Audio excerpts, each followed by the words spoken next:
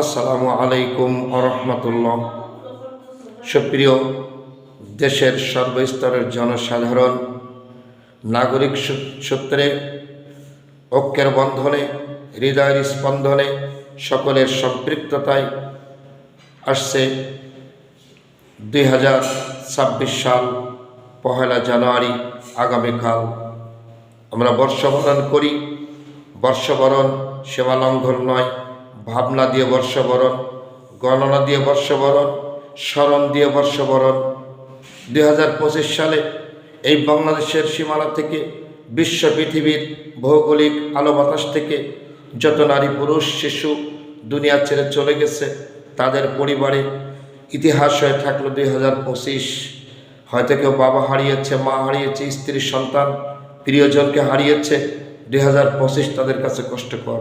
কিন্তু যারা 2025 সালে পৃথিবীতে মায়ের কোলে আগমন করেছে, তাদের জন্য ইতিহাস, আনন্দ।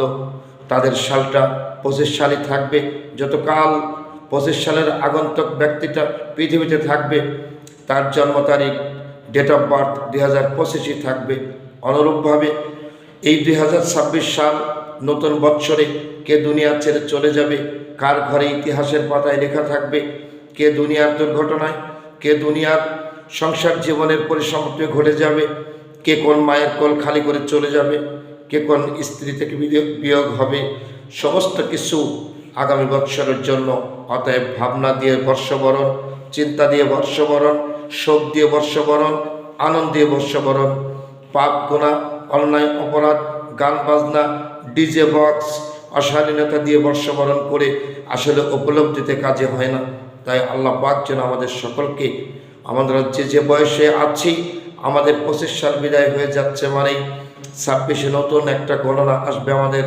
আমাদের হায়াতের কত বছর অতিক্রম হয়েছে আর কোন বছরে আমরা পদার্পণ করলাম।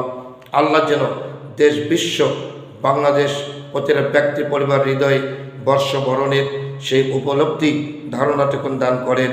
এই জ্ঞানটুকুন, বিবেক বিবেচনাটুকুন যেন স্মরণ আকারে বরণ করার সুযোগ করে দেন। আমিন। ওমা তাওফিকি ইল্লা বিল্লাহ।